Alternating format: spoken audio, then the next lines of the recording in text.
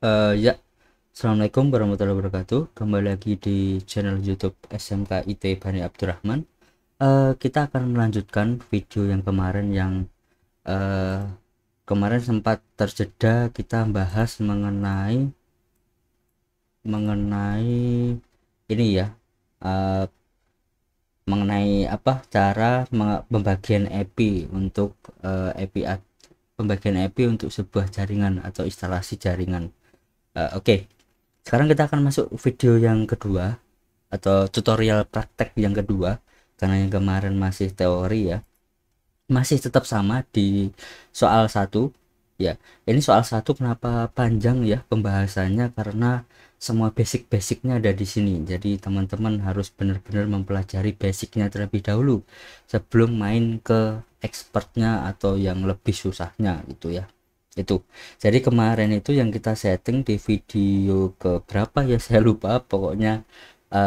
Itu yang kita lakukan yaitu konfigurasi dasar mikrotik tapi secara dinamis. Kenapa secara dinamis? Karena kita mengambil IP dari ISP atau providernya itu secara DHCP client atau menggunakan sistem dinamis, jadi nggak statik. Intinya nggak kita input manual, jadi apapun yang didapat dari ISP ya dipakai oleh mikrotik kayak gitu. Terus video yang ini yang mau saya praktekkan yaitu yang ini, konfigurasi dasar mikrotik tapi yang statik. Perbedaannya di mana? Perbedaannya cukup banyak ya. Ini untuk besok atau nanti di video ketiga ya, tapi nanti saya buat. eh, Kalau yang kemarin yang dinamis yaitu mudah dan cepat, karena kita hanya perlu setting di DHCP client, tunggu sampai bound, setelah itu masuk ke NAT firewall, setelah itu eh,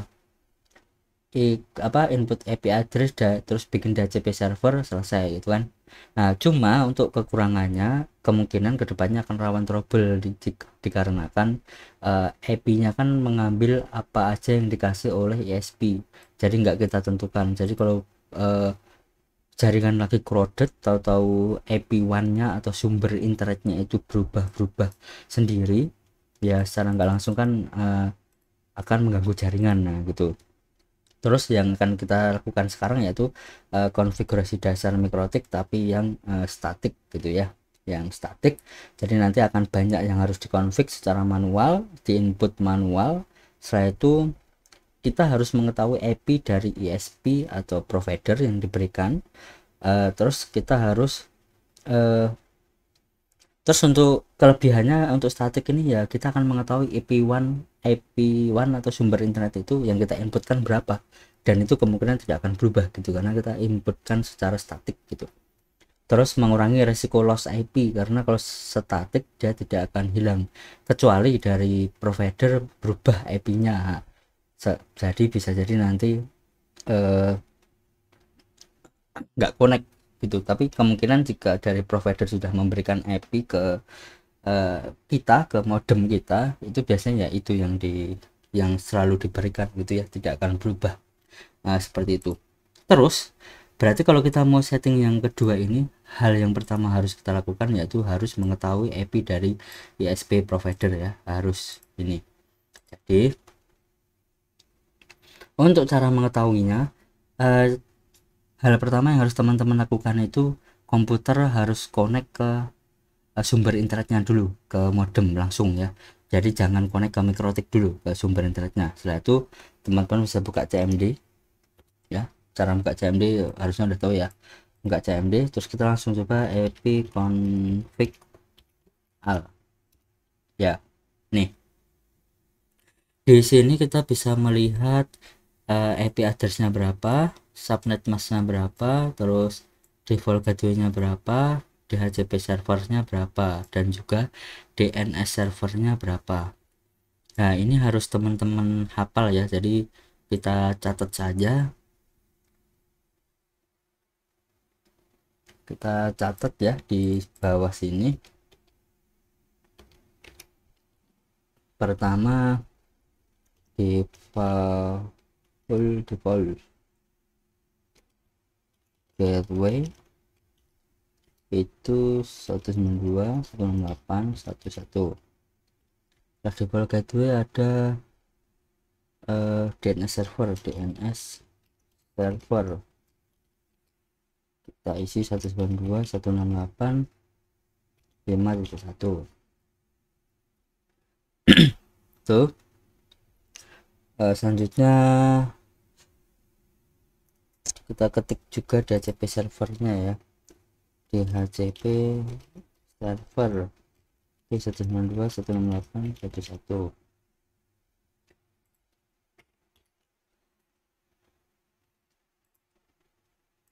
Subnet masnya sekalian ya biar nanti nggak lupa. Subnet mas 255.255.255.0 ya, itu ini ya. Oke, sudah sama ya, sesuai. Terus sedikit pengetahuan ya, sedikit informasi. Kan kita sistemnya praktek ya, jadi sumber internet ini atau yang di DHCP servernya ini kan pasti akan dipakai satu ruangan untuk 10 orang ataupun 27 orang yang nanti praktek. Nah, jadi diharapkan nanti untuk penerapan IP di sumber internetnya setiap siswa itu harus beda gitu. Kalau nggak beda bisa jadi bentrok. Nah, jadi jika satu anak sudah menggunakan yang IP 139, nah yang lain jangan, yang lain harus berubah yang apa gitu ya, soalnya kalau enggak takutnya bentrok gitu. Kalau menggunakan IP statik ya, karena kita nginput sendiri. Kalau menggunakan dinamis kan sudah mendapatkan otomatis dari sumber internetnya, jadi setiap mikrotik yang terkonek ke sumber internet pasti akan beda kalau otomatis ya. Terus kalau gitu berarti bagusan pakai dinamis dong. Nah, untuk di praktek di lab atau di sekolah, di lab komputer ya memang bagusan pakai dinamis karena konfliknya akan sedikit gitu kan. Tapi untuk penerapan di rumah, di kantor, di sekolah, di perusahaan, nah itu rata-rata kebanyakan akan pakai yang statik karena itu akan lebih stabil gitu ya. Karena kalau di kantor atau di sekolah atau di perusahaan kan ada sumber internet masuk, terus itu ada mikrotik ya, sumber internet itu akan di istilahnya dikunci hanya untuk ke mikrotik itu. Nah, setelah itu baru mikrotik yang membagi sumber internetnya ke setiap ruangan, ke HP, ke hotspot, ke wifi dan seterusnya. Jadi tidak ada yang akan semerta-merta men-setting mikrotik begitu saja di perusahaan jika tidak diizinkan oleh perusahaan tersebut kan. Nah, cuma kalau di sekolah kan kita praktek ya, jadi akan banyak peralatan mikrotik yang akan disetting karena memang setiap anak men-setting satu alat atau bisa jadi lebih, 2 alat, 3 alat, 4 alat gitu ya. Itu perbedaannya gitu ya. Jadi yang perlu teman-teman pahami ya, mana yang terbaik untuk saat latihan dan mana yang terbaik untuk memang di dunia kerja atau di siapa tahu nanti teman-teman punya kafe, punya kan kafe kan biasanya ada hotspot tuh, gitu kan.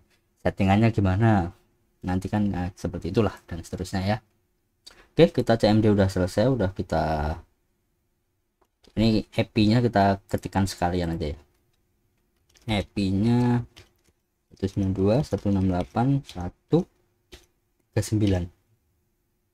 Oke, 39. Nah, oke, kita close. Selanjutnya sih, setelah ini semua sudah kita tulis, nah, jangan lupa sekarang kita connect ke mikrotik ini biar rapi, saya majukan. Nah, rapi kan? Oke.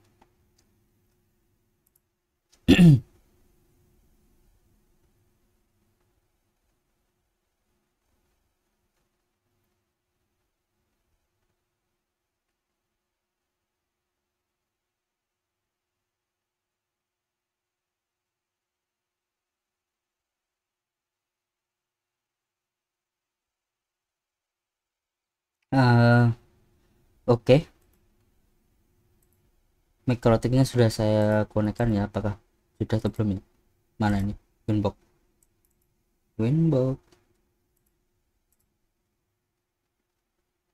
Ini masih connect ke mikrotik sekolah, bentar saya rubah dulu.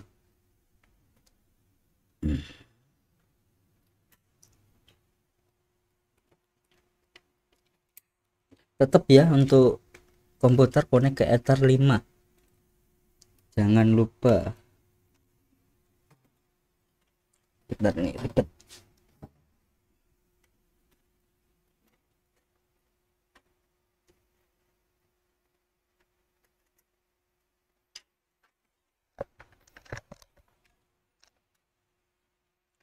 Ternyata cukup ribet juga cara mencolokannya, tempatnya sempit guys.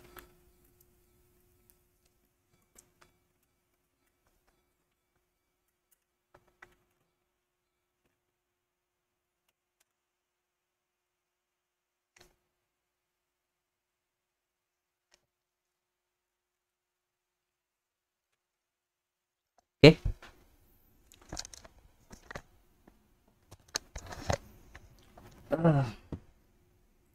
Oke, sudah ya, kita cek mana Winbox, refresh. Nah, ini sudah yang mikrotik tadi yang sudah saya setting di video yang dinamis tadi ya. Kita masuk, connect.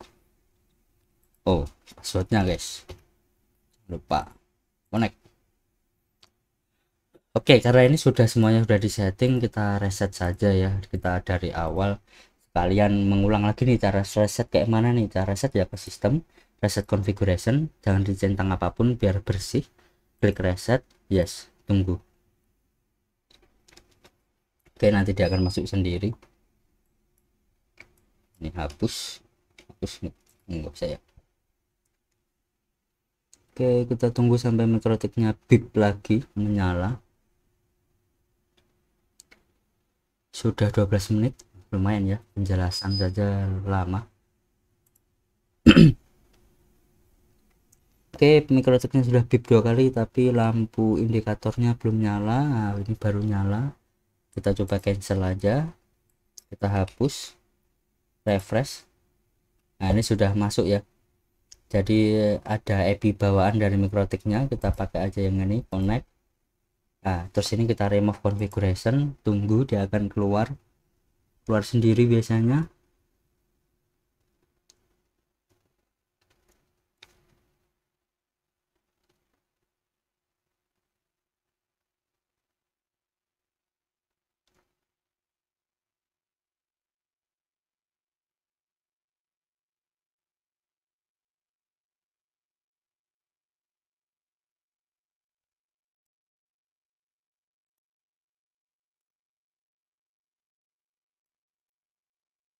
Oke, kita cancel aja. Nah, ini sudah yang IP addressnya sudah 000, jadi di dalamnya sudah nggak ada settingan defaultnya. Kita connect menggunakan MAC address karena IP nya nggak ada, kita connect. Oke, kosong semua ya, kita close aja ini. Seperti biasa, kita setting dulu passwordnya di sistem. Password, coba saya cek lagi, tetap ya, di laptop tadi itu saya cek passwordnya muncul tapi kok sekarang nggak ada. Oke, yang penting teman-teman harus hafal inputnya apa, huruf besar kecilnya dan semuanya, jadi pelan-pelan saja saat ngetik. Nah, ceng. Oke, untuk memastikan kita close, masuk lagi ke Winbox. Nah, kita ketikkan passwordnya, connect. Oke, benar ya berarti. Selanjutnya kita rubah identity untuk biar mudah aja dalam mengenali mikrotik mana yang akan kita setting. Identity ini dia, mikrotik Arif CP. Klik oke. Nah, sudah berubah ya identity. Terus ini salah satu tips juga biar teman-teman mengetahui mikrotik ini memiliki waktu jam berapa sih. Kita bisa ke dashboard, add time. Nah, ini jam 2.38. Nah, jamnya mikrotik jam 2 tapi jam aslinya jam 12, beda jauh ya. Tanggalnya tanggalnya juga beda guys, Januari 21970. CPU nya 6% kepake, memorinya 103 MB sisanya ya, and uptime ini nyalanya atau udah kepake berapa menit gitu. Itu ya sedikit tips. Oke, kita mulai. Yang pertama yang harus kita lakukan yaitu men-setting, kita masukkan secara manual IP addressnya. Itu kita masuk ke IP address, kita pilih plus, kita ketikkan yang tadi ya, yang ini 192.168.139, itu 192.168 1.1.39. ethernya jangan lupa 24 ya. Interface-nya ether 1 jelas. Setelah itu oke, apply oke. Nah, ini sudah. Selanjutnya kita input default gateway-nya itu di IP route. Nah, ini IP route, setelah itu IP route list. Nah, ini diklik, kita klik plus. Nah, DST address-nya dibiarin 0 ya, jangan dirubah. Kita klik yang gateway-nya. Nah, di sini baru kita masukkan gateway-nya tadi berapa. Gateway-nya itu 192.168.111. Kita input di sini 192.168.111. Oke, setelah sudah kita apply oke. Nah, dia sudah reachable ya. Oke. Oke, kita coba tes ping ya, new terminal. Nah, kita tes ping 192.168.1.1. Nah, ini sudah terhubung ke modemnya, berarti sudah terhubung. Nah, teman-teman mungkin bingung cara menghentikan tes ping yang kalau biasanya di mikrotik kan jalan terus. Untuk menghentikannya itu tekan Ctrl C ya, itu nanti akan berhenti. Nah, itu sedikit tips juga. Sekarang kita akan coba tes ke Google atau ke internet langsung ping. Kita coba pakai 888. Oh, ternyata sudah bisa. Kalau kita coba langsung ping google.com, apakah bisa? Nggak bisa ya. Kenapa nggak bisa? Karena kita belum menginput DNS-nya.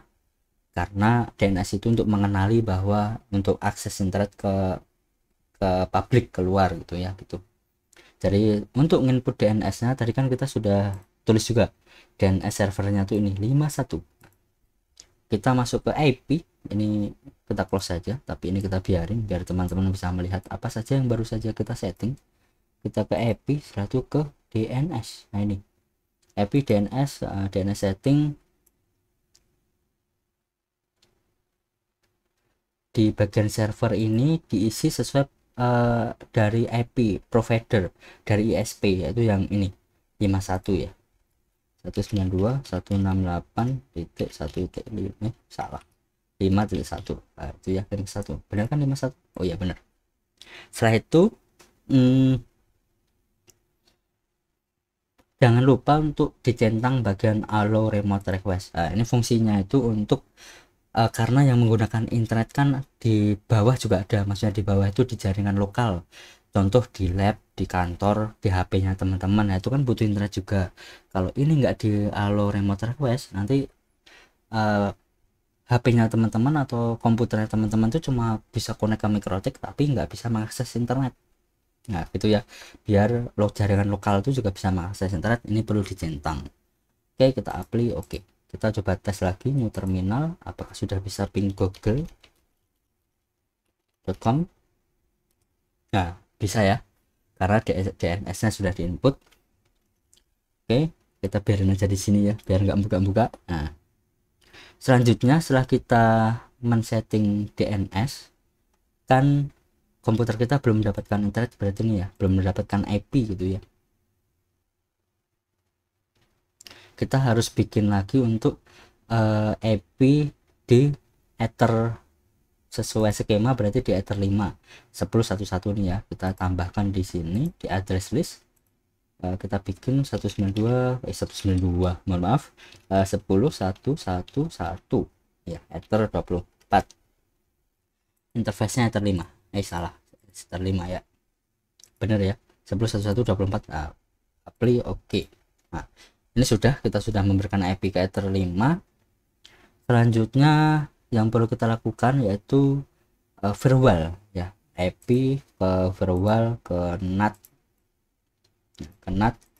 Seperti biasanya kita tambah bagian generalnya src NAT, outnya Ether 1, mana Ether 1, outnya Ether 1, terus bagian actionnya masquerade. Oke. Nah, ini untuk firewallnya sudah. Selanjutnya kita bikin DHCP server agar jaringan lokalnya mendapatkan IP secara otomatis ya. Ini kita taruh di atas, cukup enggak? Atau yang ini kita kecilkan ya, sip. Oke, kita bikin DHCP setup di Ether 5, next sampai selesai. Oke ya,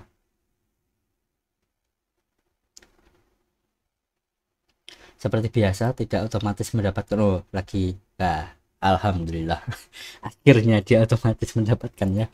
Oke, ini sudah mendapatkan otomatis ya. Kita coba ke Mozilla Firefox atau Google Chrome ya, sembarang kita coba Google. Oke, udah bisa. Tes speed, kita run speed test. Nah, oke, sudah jalan juga. Kita tunggu sampai uploadnya. Kalau malam kenceng ya, kalau siang kok lambat internetnya. Oke, lumayan kenceng ya. Kita cancel, sudah close ya. Jadi seperti itu, tapi di sini kita belum selesai ya, karena kita baru men-setting yang Ether 5. Nah, seperti di video sebelumnya kan kita harus men-setting yang Ether 3 dan Ether 4. Oke, kita setting berarti di address list ini, di ini. Aduh, malah saya besarin. Nah, di ini kita tambah sesuai IP nya, yaitu 192.168.3.1 Ether 24 untuk Ether 3 apply. Oke. Nah, kita tambah lagi untuk Ether 4 yaitu 172.116.4.1 Ether 24 apply. Oke. Nah, semua Ether sudah ditambahkan. Jangan lupa untuk DHCP servernya juga ditambahkan. Kita klik DHCP setup, pilih Ether 4, next. Oke, pilih juga DHCP setup untuk Ether 3 ya, next. Oke, sudah. Kita coba CMD dulu. IP config. Sekarang kita mendapatkan IP 10. Nah, ini karena kita connect di Ether 5 ya. Ether 5 kan IP nya 10.111 tadi. Oke, kita coba tes ke Ether 4 ya.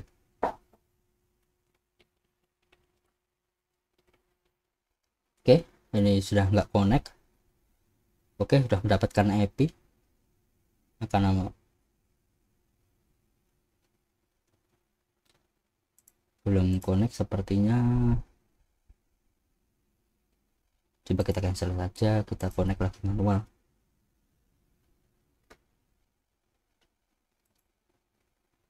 Connect ya, kita cek di bagian IP DHCP server ya.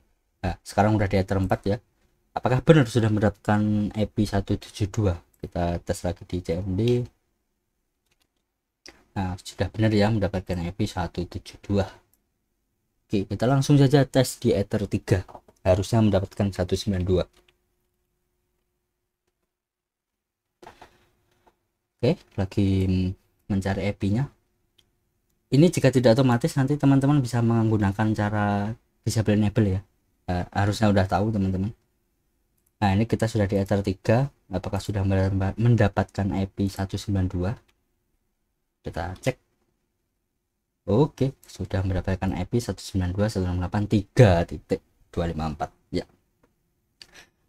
Itu cara kedua setting konfigurasi dasar tapi yang statik. Nah, jadi banyak ya tadi kita pertama itu ke IP address, untuk ether satunya di input manual yang ini. Setelah ke IP address kita ke menunya yang mana tadi, routes ya, ke ini untuk input default gateway nya yang ether 1 yang ini. Satu kita ke DNS. Nah ini kita input ini juga DNS.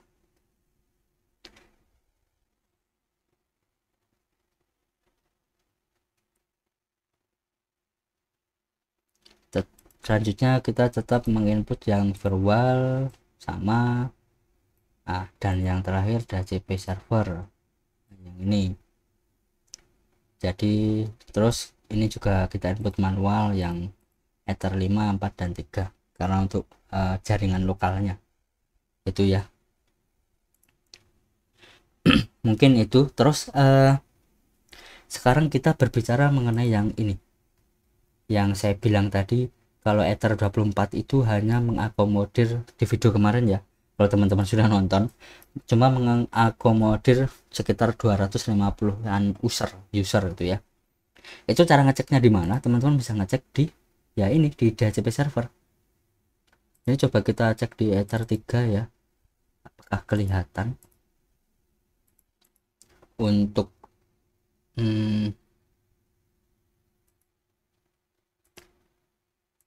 address pool, untuk poolnya.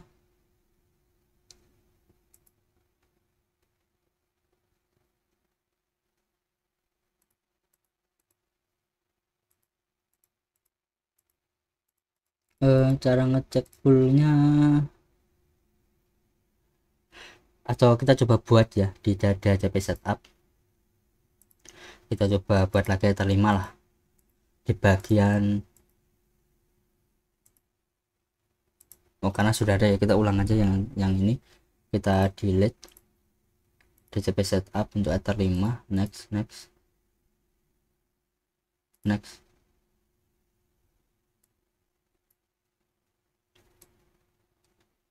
Nah, jadi di bagian ini select pool of IP address given out by DHCP server. Jadi di sini rentang IP-nya nomor 2, IP 2 sampai 254. Jadi jika 254 kurangi 2 kan cuma 152 ya. Nah, jadi ini rentang IP-nya yang akan diberikan ke klien itu berapa gitu. Jadi kalau kita menggunakan yang ether 19 atau ether berapa yang sudah kemarin kita ini rentang IP-nya akan lebih banyak. Nah, seperti itu ya. Tapi kalau untuk di sini cara ngecek IP poolnya itu di mana ya, atau di IP DHCP server ya udah. Pool apakah ada? Ini IP, coba nih pool. Nah ini ya di sini ternyata guys. Jadi kan address poolnya kan ada nih 423. Di sini 423. Jadi kalau yang ether 3 kan IP-nya itu 192 ya, berarti ini kelihatan nih 192 16832 sampai 3254 ya, cuma 250-an ya karena ether 24. Terus kita coba yang ether 4 ini kan dia menggunakan address pool yang DHCP pool 2, yang ini 172 2 sampai 254 sama juga. Terus kita yang ether 5 itu yang 10 sekarang menggunakan DHCP pool 4. DHCP pool 4 tuh ini itu 2 sampai 254. Nah, jadi itu ya fungsi ether itu untuk membatasi ranknya berapa. Kalau di mikrotik memang harus seperti itu ya, jadi ada subnettingnya. Apa itu subnetting? Silahkan teman-teman cari. Oke ya, mungkin itu tidak usah berlama-lama, durasi video sudah 30 menit. Ini durasi terpanjang ternyata, karena ada beberapa penjelasan ya. Oke, semoga bermanfaat. Jika ada pertanyaan silahkan tulis di kolom komentar atau bisa langsung menghubungi saya. Jangan lupa like, subscribe, and share. Ini ucapan kedua saya setelah berapa banyak video yang sudah dibuat. Oke. Sebelumnya terima kasih, saya Saya tutup. Assalamualaikum warahmatullahi wabarakatuh.